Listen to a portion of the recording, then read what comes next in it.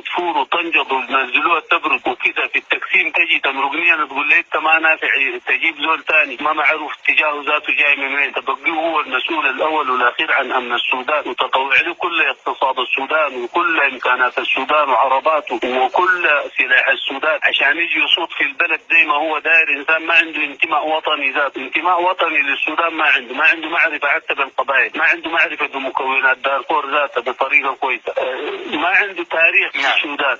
نعم. يبقى هنا حقيقة ما بتفق معك، وعشان كده نحن حنظل مختلفين مع النظام في طريقته المشي فيه. نعم.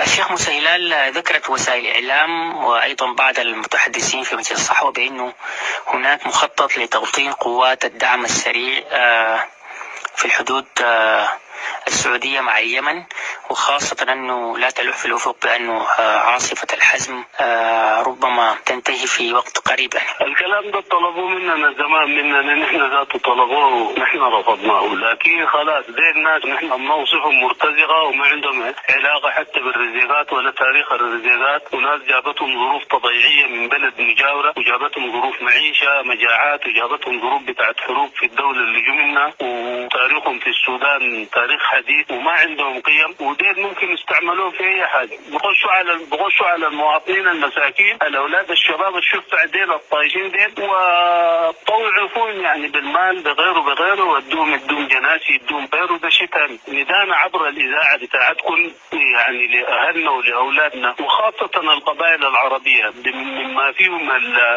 العطاوه، الحيمات، البني هلبة، الرزيقات ذاتهم مفصلين، ان بيقوا مهريه، محاميد، ان بيقوا شطيه، ان بيقوا عريقات، اي انسان ترجم، اي انسان في قوات او في ميليشيات الدعم السريع. نحن من الاجتماع الامبارح ده قررنا ووجهنا ناسنا انهم ينسحبوا من قوات من ميليشيات الدعم السريع ويرجعوا لمواقعهم الحقيقيه ولاهلهم ولسكناتهم ولاسرهم، وده شغل يعني نحن بنشوفه انه مهم جدا وفورا. يعني لا بد ندانا لاولادنا في ميليشيات الدعم السريع التخلي عنها باسرع ما يمكن والرجوع الى اهلهم، لانه الخطه لسه ماشيه دي دايره تولد فتنه في داخلنا نحن، وتشوف بطون الرزيقات وغير الرزيقات، وبطون الرزيقات دي لو تشقت وبقت الفتنه ما حتموت ثاني وحتصل حتات يعني ما بتجيب بس في الرزيقات، يعني حاطين كل الاقليم. وبالتالي نحن في تقديرنا انه الناس دي اصلا ما دايرين لاقليم دارفور ده استقرار امني ولا استقرار للمواطن في دارفور يكون منشغل في حاله وفي الحروب دي والى ما لا نهايه.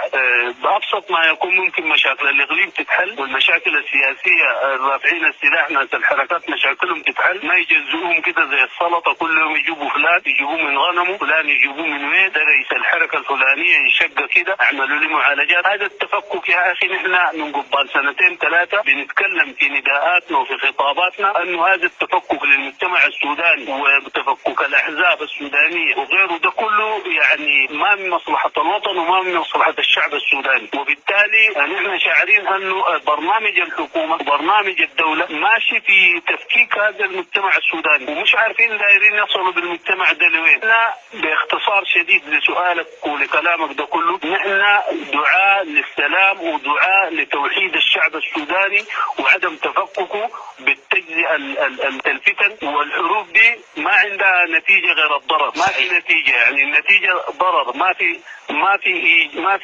في حاجه ايجابيه بتجي من الحرب او من السلاح. الناس دي تسوق حاجات في ظاهره للناس انه يكشفوها زي الصالحه لكن في باطنها مختلفه، وده الشيء ماشي في البلد.